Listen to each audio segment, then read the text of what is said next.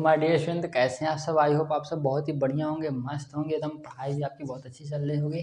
तो स्वागत है हमारे यूट्यूब चैनल रोहिश्री पॉइंट में। तो जैसा कि आप सब जान रहे हैं कि आज जो वीडियो आ रही है बहुत दिन के बाद आ रही है। थोड़ा प्रॉब्लम हो गया था और साथ में दिवाली वाली थी तो थोड़ा बहुत ये सब भी बहुत व्यस्त रहे क्या बहुत छुट्टियाँ कर लिया तुम सब। तो अब कोई दिक्कत नहीं है ना, अब आपको रेगुलर बेसिस पे वीडियो आनी फिर से शुरू हो जाएंगी और साथ ही साथ है ना आप अब एकदम अच्छे लग जाइए खूब बढ़िया से तैयारी कीजिए। आज जो होने वाला है हमारा प्रकाश के परावर्तन और अपवर्तन का चैप्टर चल रहा है फिजिक्स का, है ना, उसको हम स्टार्ट कर रहे हैं। बाकी इससे पहले जो भी क्लियर हुआ है उस पर अच्छे से आप क्लियर करते रहिए फिर। और साथ ही साथ जो भी टॉपिक में प्रॉब्लम हो रहा है तो ग्रुप में ऐड हो तो बढ़िया है, नहीं ऐड हो तो फिर आप जितने जल्दी हो सके ऐड हो जाइए, क्योंकि सारी चीज़ें पढ़ाना बताना हर एक चीज़ प्रॉपर तरीके से अब स्टार्ट हो गया है ना। और रही बात सिलेबस की, सिलेबस को तो कवर करने की कोशिश जितना जल्दी हो सके उतना जल्दी करेंगे, ठीक है। चलिए स्टार्ट करते हैं। और फिजिक्स है ना, फिजिक्स चल रहा है ना, तो आइए कवर करते हैं अपवर्तन, है ना। सबसे पहले देखो क्लियर क्या है, परावर्तन अपवर्तन के नाम से पहले देख लो। ये दोनों जो होंगे एक दूसरे के अपोजिट होंगे। प्रकाश का परावर्तन और अपवर्तन, ये टॉपिक है हमारा।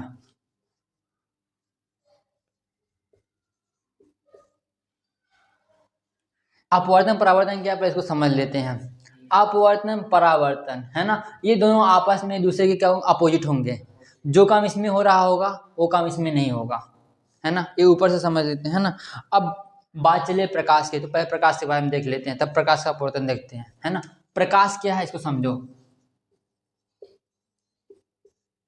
लाइट।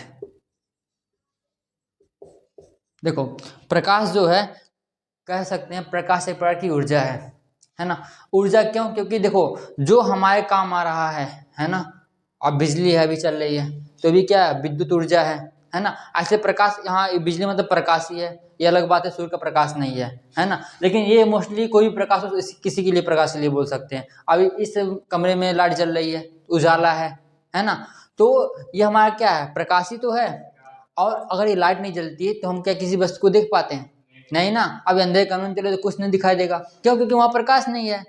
तो हम सीधे सीधे बोल सकते हैं कि प्रकाश एक प्रकार की ऊर्जा है जो हमको देखने में सहायता प्रदान करती है।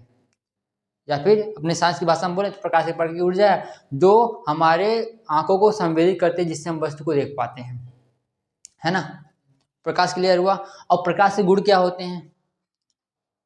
प्रकाश सीधी रेखा में चलती है। सबसे पहली बात, सीधी रेखा में क्यों? अब देखो प्रकाश जा रही है, टकरा के दो फैल रही है ना। लेकिन अगर ये सीधी रेखा में ना चलती तो ये रूम के बाहर भी चली जाती। जो जा रही है वो तो सीधे में सीधे ही गई है ना, तो वहां जाके रुक गई है। लेकिन ऐसा होता कि वो उधर से टकरा के उधर चली जाती, है ना। सूर्य का प्रकाश आ रहा है तो सीधा आएगा, ये नहीं कि जंगली से आ रहा है सूर्य का प्रकाश, बट वो तुम्हारे रूम में वहीं जाएगा जहाँ सीधे उसका इफेक्ट पड़ेगा, है ना। लेकिन क्या होगा कि वो उसी रास्ते से जाएगा, उधर उधर नहीं जाएगा, घूम के नहीं जाएगा। वो अलग बात है कि उसमें तरंग के रूप में चलता है, लेकिन जो रेखा होगा, जो सीधे उसका जो रास्ता होगा उसमें तरंग के रूप में चलेगा वो। तो प्रकाश दोनों रूप में चलती है, सीधी रेखा में भी चलती है और तरंग के रूप में भी चलती है ना। ये हो गया। और आज तक तो यही प्रूफ हुआ है कि सबसे ज्यादा तेज स्पीड किसका है? प्रकाश का है ना। प्रकाश सबसे ज्यादा तेज चलती है। पहला क्या है, प्रकाश सीधे रेखा में चलती है, तो इसे समझ लो, लिखने वाली क्या बात है, लिखने वाली अपना बुक में भी है ना। प्रकाश सीधे रेखा में चलती है, प्रकाश तरंगों के रूप में चलती है। निर्वात में प्रकाश की चाल 3×10⁸ मीटर पर सेकंड होती है, यानी एक सेकंड में कितना, 3 लाख किलोमीटर जाती है एक सेकंड में, है ना। है बात समझ में। और प्रकाश का अपवर्तन भी होता है, परावर्तन भी होता है, प्रकीर्णन भी होता है। प्रकाश की बहुत सारी क्वालिटी है ना। यानी जो हमारा पूरा ये पृथ्वी है, ब्रह्मांड है, इसमें आधे से ज्यादा घटना प्रकाश की वजह से होने वाली है ना। अभी इसके आगे जब हम प्रिज्मा वाला चैप्टर स्टार्ट करें उसमें पढ़े भी हो, है ना, प्रकाश के द्वारा प्रकाश का परिकीर्णन, है ना। सूर्य का लाल दिखा, मतलब सूर्य उदित समय, सूर्य के अस्त होते समय लाल दिखाई देना, सिग्नल लाल होना, सब सब हर एक चीज किसके ऊपर है? प्रकाश के ऊपर है। ठीक, क्लियर हुआ प्रकाश क्या है। तो हमारे हमारे लाइफ में प्रकाश का बहुत ही ज्यादा क्या है, महत्व है। प्रकाश नहीं है तो हम किसी भी चीज को देख नहीं सकते, सबसे पहली बात। हाँ, ये बात क्लियर हुआ। अब अगला टॉपिक है प्रकाश। अब देखो, जो भी वस्तु है, वस्तु प्रकाश के अकॉर्डिंग दो प्रकार की होती हैं। पहला अदीप्त, प्रदीप्त, है ना। अदीप्त वस्तुएं क्या है? प्रदीप्त वस्तुएं, है ना। ऐसे मान लो जो स्वयं प्रकाश उत्पन्न कर रही हैं, है ना। बल्ब है, बल्ब से रोशनी आ रही है तो स्वयं प्रकाश उत्पन्न कर रही है ना। हमारा क्या हो गया? प्रदीप्त, जो स्वयं प्रकाश उत्पन्न करे। कैमरा, फोन है हमारा, फोन में फ्लैश लाइट है ना। स्वयं का प्रकाश जिसके पास है वो क्या होगा? प्रदीप्त। वो क्या होगा? उसकी उसका मेन जो बोले क्वालिटी क्या होगी कि वो अंधेरे में भी हमको दिखाई देगा, क्योंकि उसके पास स्वयं का प्रकाश है।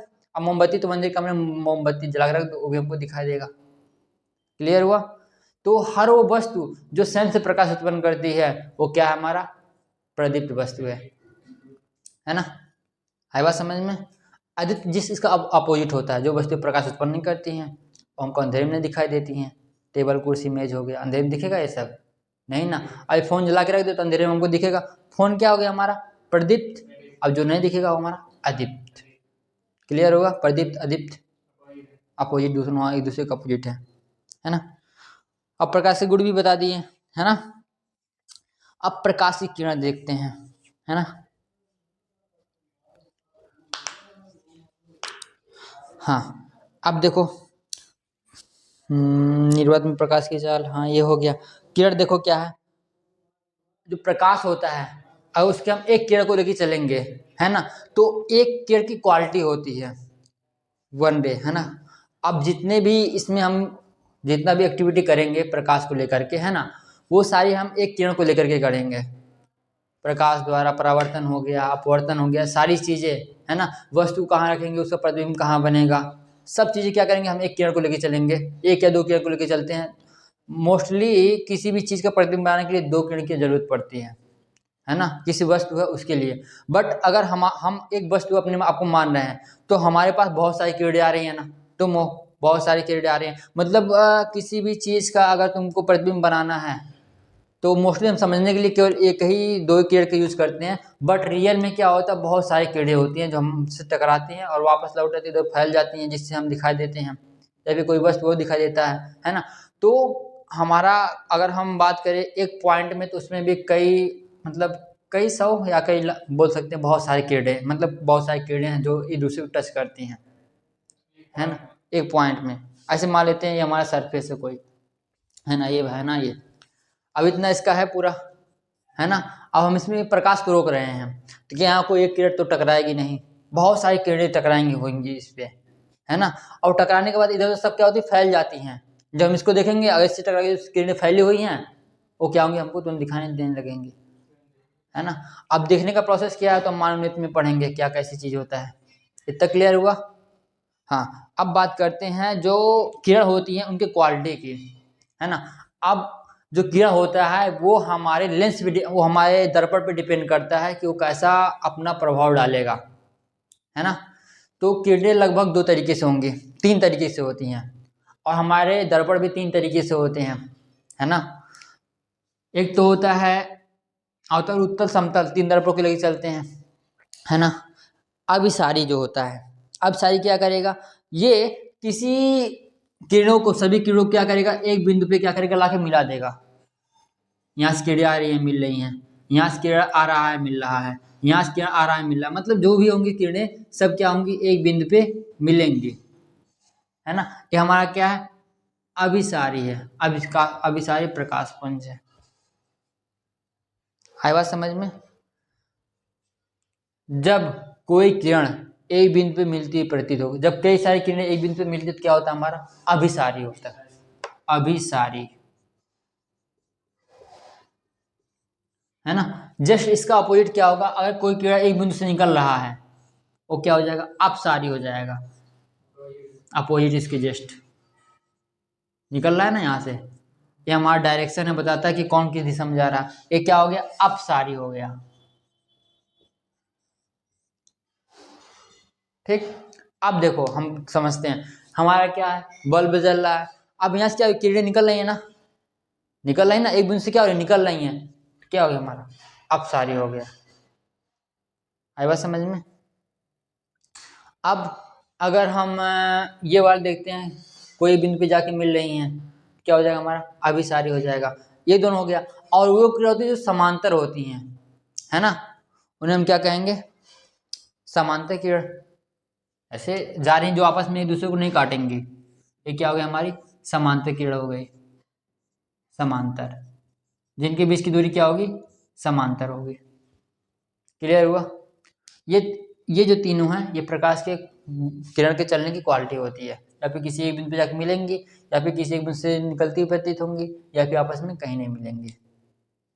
ठीक, आई बात समझ में। इतना तो प्रकाश के बारे में रहा। अब हम देखते हैं प्रकाश का परावर्तन क्या होता है। ये हमारा मेन टॉपिक है, इंपॉर्टेंट भी है एग्जाम के वजह से, है ना। देखो, एग्जाम में वो चीजें सबसे ज्यादा जरूरी होती है आने की जो हमारा लेसन का टॉपिक होता है। ऐसे इसका नाम है प्रकाश का अपवर्तन परावर्तन। यानी प्रकाश का अपवर्तन भी क्लियर होना चाहिए बढ़िया से, उसका परावर्तन भी नियम सहित। अब इसके बाद आएगा मानव नेत्र, यानी मानव नेत्र के बारे में पूरा हर चीज क्लियर होनी चाहिए, है ना। तो ये हमेशा ध्यान रखना, जो चैप्टर है उस चैप्टर के बारे में हमको पूरा अच्छे से क्लियर होना चाहिए। जो चैप्टर, जिस चैप्टर से हमारा जो चैप्टर का नाम है उससे नाम से, है ना। अब जो हमारा उसमें है कल केमिस्ट्री में धातुएं अधातुएं हैं, इसका तो वही स्टार्ट होगा ना। फर्स्ट चैप्टर तो क्लियर हो गया, अम्ल क्षार लवण स्टार्ट होगा। अब है ना, केमिस्ट्री में दूसरा चैप्टर, तो जो अम्ल है, क्षार है, लवण है, इसके बाद वो अच्छे से क्लियर होना चाहिए। तो ये जरूरी होता है, इसको ध्यान रखो सारी चीजें। ठीक, इतना समझ में आया। अब हम चलते प्रकाश के परावर्तन पे। प्रकाश का परावर्तन जो टॉपिक है, ये बहुत अच्छा टॉपिक है, और इसको हम खास तौर से इसके चित्र से ही हम सारी चीजें क्लियर कर देते हैं, क्योंकि चित्र तुम याद कर लिए तो तुम्हारा सारी चीज हो जाएगा। और हाँ, साइंस में सबसे अच्छा नंबर लाने का तरीका जानते हो क्या है, जो भी चीज बनाओ अगर उसका चित्र है तो उसका चित्र से एक्सप्लेन कर दो। चित्र बनाना सीख लिए, चित्र, हाँ, उसकी वजह से उसकी उसी की वजह चित्र के द्वारा सारी चीज एक्सप्लेन कर दो। ठीक, इससे क्या होगा, चित्र तो देखेगा ही एग्जामिनर, साथ में चित्र को एक्सप्लेन किया गया वो और अच्छे से नंबर देगा। ठीक है, अब हम देखते हैं, कोई एक समतल पृष्ठ लेते हैं। समतल पृष्ठ ही क्यों, क्योंकि समतल पृष्ठ से परावर्तन बहुत बढ़िया से होता है। ठीक, समतल पृष्ठ है हमारा, इधर क्या किया गया, पेंट किया गया है रेड ऑक्साइड से, जो भी हो, क्यों, क्योंकि क्या इसके अंदर ना जाए। तो गड़बड़ हो गया।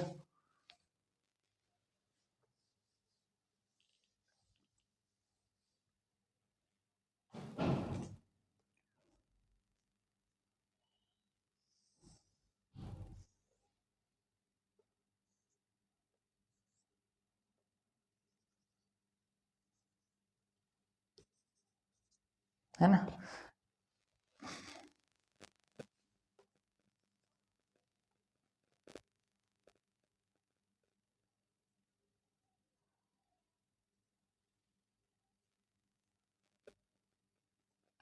ये दो कोण बनेंगे, एक कोण ये, एक कोण ये, है ना। ये दोनों कोण आपस में बराबर होंगे।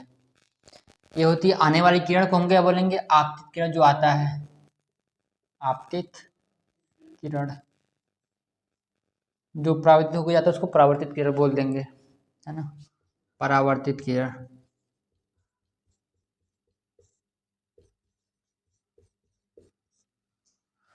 और एक है हमारा अभिलंब। अभिलंब क्यों डाला जाता है, सारी चीजें क्लियर करते हैं। देखो, अभिलंब क्या करेगा, इसको दो पार्ट में डिवाइड करेगा, यानी ये इधर इसका पार्ट है और इधर इसका पार्ट है ना। ये अब आपतित किरण से जो बनता कोण है ना, उसको हम आपतन कोण कहते हैं, है ना। आने वाली किरण से बना कोण आपतन कोण, और जाने वाली किरण से बना कोण परावर्तन कोण, है ना। इसको आपतन कोण को आई से डिनोट करते हैं, परावर्तन कोण से कोण को आर से डिनोट करते हैं, है ना। आई आपतन कोण, आर परावर्तन कोण, है ना, आपतन कोण।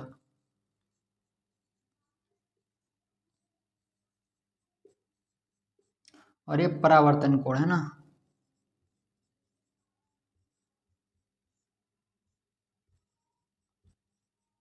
ठीक, अब समझो, अब हम इसी से सारी चीजें निकालते हैं। इसका डिफिनेशन, ये क्या है, कैसे, सारी चीजें, है ना। अब देखो, अब हम एक प्रकाश की किरण लिए हुए हैं, है ना।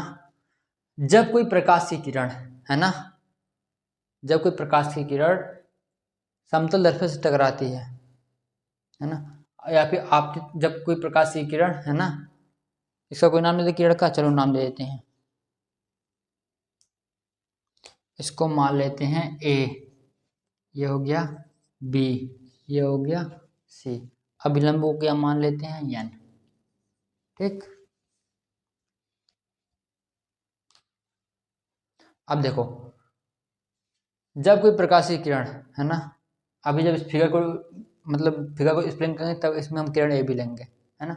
अभी ऐसे डिफिनेशन के लिए क्या करना है, जब कोई प्रकाश की किरण, है ना, किसी समतल चिकनीदार पृष्ठ से टकराती है तो वह वापस उसी माध्यम में वापस लौट जाती है। प्रकाश के इस घटना को प्रकाश का परावर्तन कहते हैं। जब कोई प्रकाश की किरण किसी चिकने या समतल पालीदार सतह पे टकराती है तो वापस उसी मार्ग में, मतलब वापस उसी दिशा में वापस लौट जाती है। इस क्रिया को प्रकाश का परावर्तन कहते हैं। क्लियर। अब इसका पूरा फिगर का क्या मतलब है। अब जब ये बना दिए तो इसके बारे में लिखना ही पड़ेगा। लिखोगे, माना कोई समतल दर्पण M1 M2 है ना, ठीक। पहले समतल दर्पण को मान लें और एक किरण AB, माना कोई आपतित किरण AB है ना, जो बिंदु B बिंदु से टकराकर BC दिशा में वापस लौट जाती है ना। और आपतित किरण से बना कोण क्या है, आपतन कोण है, और परावर्तित किरण से बना कोण परावर्तन कोण है। ब्रैकेट में I और R लिख देना है ना। आई बात समझ में, ये हो गया। हाँ क्या I और R, हाँ लिखना जरूरी है, या फिर I लिख दे तभी भी समझ जाएंगे सब, है ना। इतने लिख दे तभी भी समझ लो, तुम्हारा हो जाएगा, नंबर बन जाएगा, है ना। और ये भी लिखना है, जो आपतन कोण सदैव परावर्तन कोण के बराबर होता है ना। अब वो नियम में हो जाएगा हमारा, है ना। आई बात समझ में, इतना क्लियर हुआ।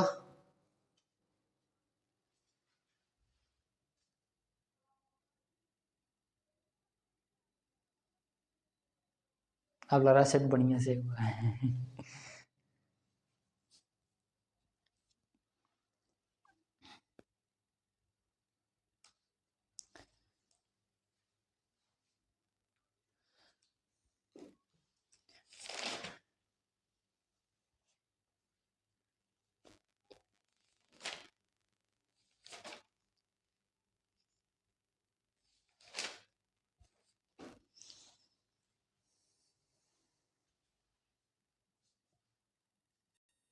देखो, जो नियम होते हैं ना, अब वो इसी के अकॉर्डिंग बनाए जाते हैं, है ना। अब इसमें नियम क्या हो रहा है, देखो, ये जो आ रहा है आपतित किरण जो आ रही है और परावर्तित किरण जो जा रही है, और इसमें अभिलंब क्या, तीनों एक ही तल में है ना। पहला नियम लिखेंगे, आपतित किरण, परावर्तित किरण और आपतन बिंदु पे अभिलंब, हमारा आपतन बिंदु था, है ना, तीनों एक ही बिंदु पे स्थित होती हैं। पहला नियम हो गया। और दूसरा नियम क्या है, आपतन कोण सदा परावर्तन कोण के बराबर होता है। बस ये दो नियम है ना।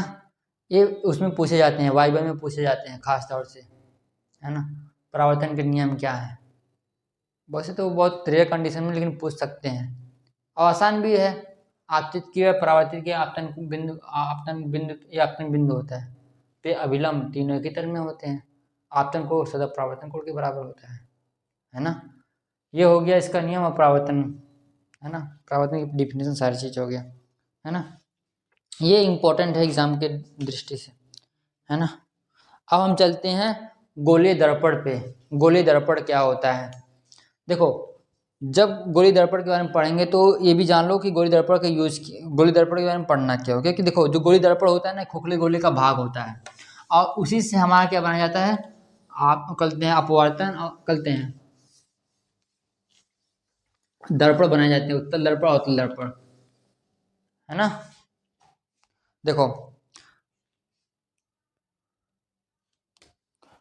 मान लेते हैं एक ऐसे पाइप है ना, एक कोई पाइप है, लोहे उसकी कहते हैं शीशे की, ठीक, इसको इधर आगे का काटेंगे तो कुछ ऐसे होगा कि नहीं होगा, है ना, होगा। थोड़ा बड़ा बनाते हैं।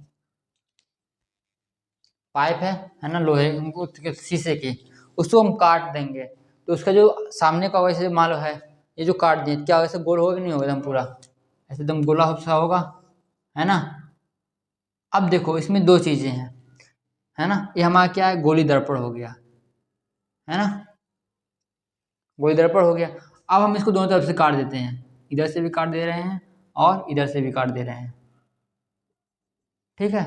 दोनों तरफ से जब हम काटेंगे तो ये कुछ ऐसा हो जाएगा, इधर वाला तो ऐसा हो जाएगा और इधर वाला ऐसा हो जाएगा, होगा। अब देखो,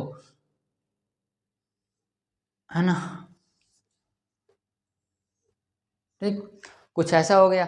अब अभी हम क्या किए हैं, अभी हम समतल दर्पण जो बताया है उसमें नीचे क्या किया, कलई किया गया था, इसमें भी कलई किया जाएगा। कलई क्यों किया जाता है, ताकि जो किरण है ना वो एक पार से दूसरे पार ना जाए, यहाँ टकरा करके यहीं परावर्तित हो जाए, है ना। परावर्तन के लिए कलई करना जरूरी होता है, क्योंकि देखो अब जो शीशे लगे होते हैं ना दरवाजे, वो कलई नहीं होते हैं, है ना। क्यों, वो उस पर पेंट नहीं किया जाता है, क्यों, क्योंकि अंदर से बाहर का दोनों दिखता है। अब वो अलग है कि अब एडवांस टेक्नोलॉजी हो तो उसमें कई तरह तरह के शीशे लगते हैं, लेकिन पहले इतना नहीं था। पहले जो होते थे सामने से देखते थे अंदर दिखता था, है ना। अब क्या है, अंदर से बाहर देख सकते हो लेकिन बाहर से अंदर नहीं देख सकते हो। हाँ, लेकिन रात में दिखता है, रात में अंदर से तुम बाहर नहीं देख सकते हो लेकिन बाहर से अंदर दिखता है, क्योंकि रूम में लाइट जलती है, सारी चीजें दिखती हैं। अब देखो क्या है, अगर हम इसमें यहाँ अंदर कलर कर दें, है ना,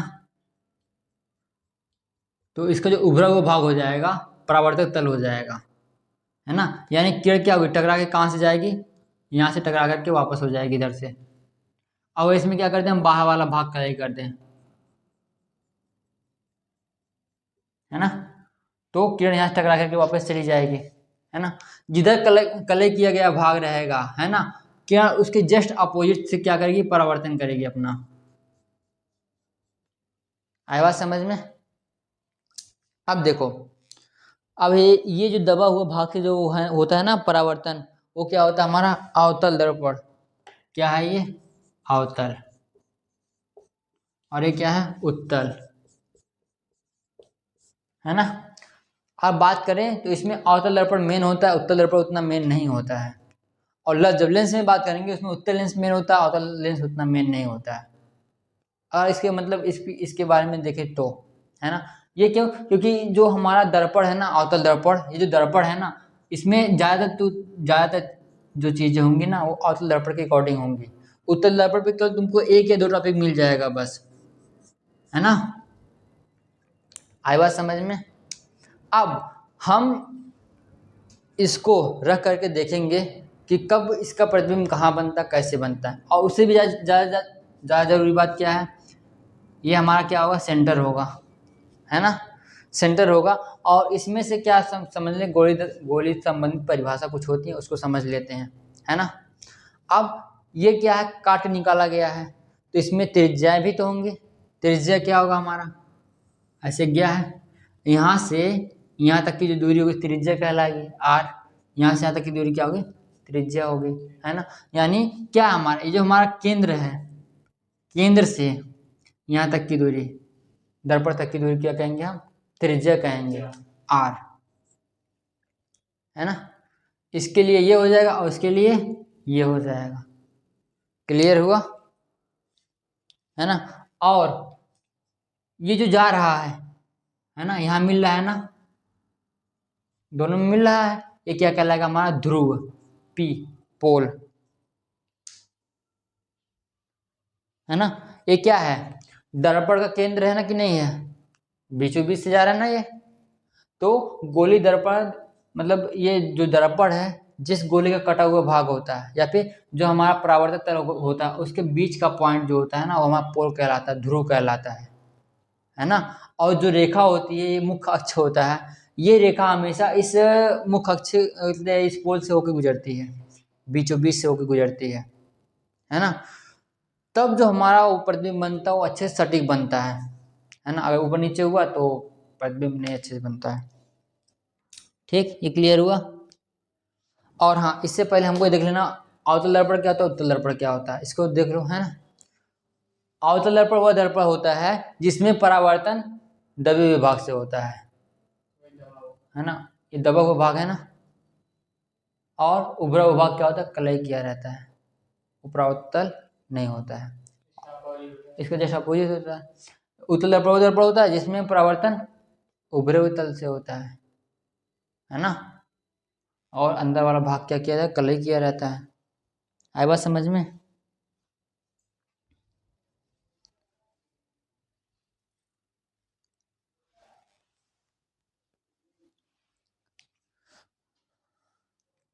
दर्पण का ध्रुव क्लियर हुआ, दर्पण का ध्रुव। अब लग रहा है कि हम दिन भर। दर्पण की वक्रता त्रिज्या,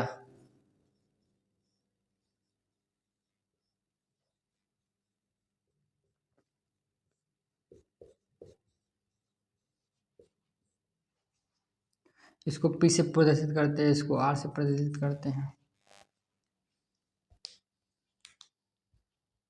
वक्रता केंद्र, ये सब देखना है। वक्रता केंद्र,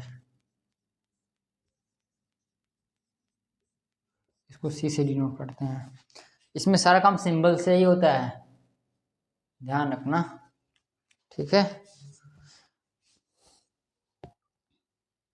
मुख्य अक्ष, ये सब टॉपिक है जो कभी क्लियर करना है। मुख्य अक्ष और क्या है, मुख्य फोकस,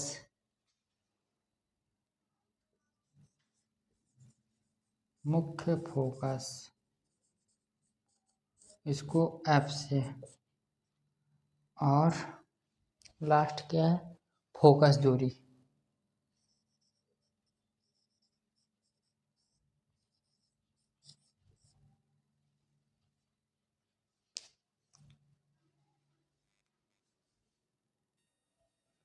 अब देखो सारी चीजें, ये दर्पण का ध्रुव क्लियर हुआ, दर्पण की वक्रता त्रिज्या, है ना।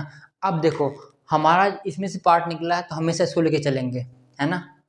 दर्पण की वक्रता त्रिज्या क्या होगी, देखो गोली दर्पण, है ना, दर्पण जिस गोले का कटा हुआ भाग होता है उसकी त्रिज्या दर्पण की वक्रता त्रिज्या कहलाएगी। आई बात समझ में। दर्पण, है ना, चाहे उत्तल दर्पण चाहे अवतल दर्पण, दोनों की बात चल रही है ना। दर्पण जिस गोले खोखले गोले का कटा हुआ भाग होता है ना, उसकी त्रिज्या, है ना, दर्पण की वक्रता त्रिज्या कहलाएगी। इसे स्मॉल r से प्रदर्शित करते हैं। क्लियर हुआ। और वक्रता केंद्र, फिर गोली दर्पण, दर्पण जिस गोले का खोखले गोले का कटा हुआ भाग होता है उसका केंद्र दर्पण का वक्रता केंद्र कहलाता है। ये दर्पण जो है इस गोले का खोखले गोले का कटा हुआ भाग है ना, लिखेंगे दर्पण जिस खोखले गोले का कटा हुआ भाग होता है इसका त्रिज्या, इसका केंद्र दर्पण का वक्रता केंद्र कहलाएगा। सारा काम इसी दोनों से करना हमको। इसका एक पार्ट निकला है तो इसकी जो चीज होगी वही इसकी भी तो होगी। क्लियर हुआ। अब मुख्य अक्ष क्या है, मुख्य अक्ष जो हमारी ये रेखा गई है ना, दर्पण के वक्रता केंद्र और मुख्य ध्रुव, ध्रुव से दर्पण के वक्रता केंद्र और ध्रुव को मिलाने वाली रेखा को क्या कहेंगे हम, मुख्य अक्ष कहेंगे, है ना। अब मुख्य फोकस क्या है, मुख्य फोकस थोड़ा इसको फिगर से समझोगे, है ना। अब देखो इसके लिए अलग होता है, इसके लिए अलग होता है ना। अब इसके लिए बोलेंगे तो दर्पण में, है ना, दर्पण द्वारा, है ना, परावर्तन के पश्चात जहां पर सारी बिंदु मिलती हैं। अब देखो ये हमारा क्या, ये अब अभिसारी है और ये अपसारी है। ये क्या करेगा, किरणों को एक जगह मिलाएगा और एक किरणों को फैलाएगा, है ना। परावर्तन करेंगे दोनों, परावर्तन के पश्चात जहां जिस बिंदु पे मिलेंगे वही हमारा मुख्य फोकस हो जाएगा, है ना। तो इसको समझते हैं, ठीक है। देखो ये हमारा दर्पण है, पहले उसको ले लेते हैं।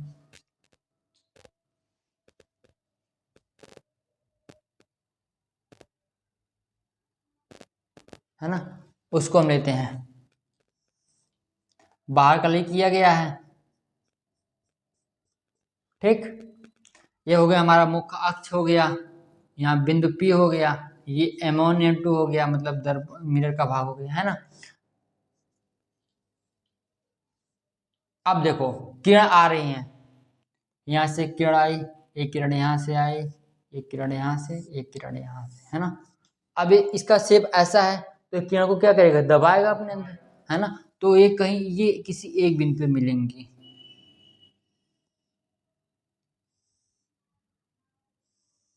है ना। ये जहां मिल रही है क्या हो जाएगा हमारा मुख्य फोकस, F हो जाएगा। क्लियर हुआ। अब लिखेंगे हम, है ना, किसी दर्पण द्वारा, है ना, किसी दर्पण द्वारा, हाँ, मुख्य अक्ष ये है, मुख्य अक्ष के समांतर चलने वाली प्रकाश की किरणें परावर्तन के पश्चात जिस बिंदु पे मिलती हैं, मुख्य अक्ष फैलाता है इसके लिए, जब मिलेंगी तब के लिए, या फिर जिस बिंदु पे मिलती हुई प्रतीत होंगी। ये तो मिला रहा है, लेकिन ये मिलता इस दूसरे वाले में जो था हमारे अवतल दर्पण में मिलता हुआ दिखता है, बट उत्तल दर्पण में मिलता हुआ नहीं दिखता है, फैलाता है वो किरणों को। इसमें क्या होती है, वास्तविक प्रतिबिंब बनता है, आगे बताएंगे वास्तविक आभासी क्या होता है, और उसमें आभास होता है, केवल किरणों के मिलने का आभास होता है, ठीक। क्लियर हुआ ये।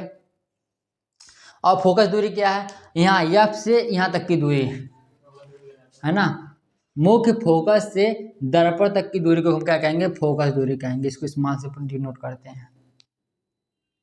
क्लियर हुआ, क्लियर हुआ सारी चीजें, इसी से सारी चीजें निकली हैं, इसी से सारी चीजें, ठीक।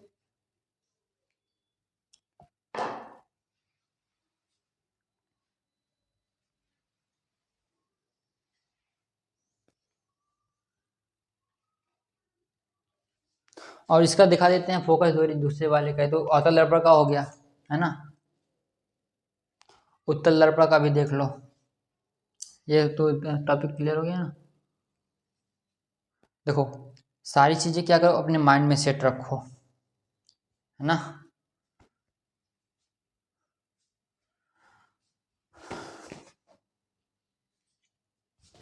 इसमें हम क्या कर रहे हैं, बाहर अंदर कले कर रहे हैं, ठीक है। ये हमारा है उत्तल दर्पण। अब ये क्या करेगा, किरणों को क्या करेगा, फैला देगा, इधर जा रहा है, इधर जा रहा है, इधर जा रहा है, इधर जा रहा है, ठीक है। लेकिन अगर हम इसको ध्यान से देखें तो ये पीछे कहीं मिलेंगे, किसी एक बिंदु पे ये मिलेंगे, यहाँ मिलती प्रतीत हो रहा है ना किरणें, क्या हुआ, कैसे दिखता है। अरे बस इसका ये क्या हमारा आभासी है, केवल आभास होता है, लगता है मिल जाएगा, हाँ लगता है मिल जाएगा, लेकिन मिलता नहीं है रियल में। तो रियल में ये वाला मिला है ना, जो पहले वाला जो समझाए हैं, है ना, इसका केवल आभास होता है हमको, ठीक है, आभासी क्या। अब ये जहाँ मिल रहा है वहाँ क्या हो जाएगा हमारा F, फोकस दूरी, फोकस, मुख्य फोकस, और यहाँ से यहाँ तक की दूरी क्या हो जाएगी हमारी, फोकस दूरी हो जाएगी। आई बात समझ में। लिखेंगे कैसे, एकदम सेम वैसे लिखेंगे, मुख्य अक्ष के समांतर चलने वाले प्रकाश की किरणें, है ना, दर्पण द्वारा जिस बिंदु पर मिलती प्रतीत होती हैं वह बिंदु हमारा मुख्य फोकस होता है ना। मुख्य फोकस से दर्पण तक की दूरी को हम फोकस दूरी कहते हैं। सारी चीज तुम्हारे सब चीज फिगर से ही तो है, अच्छे समझ लिए, काम खत्म।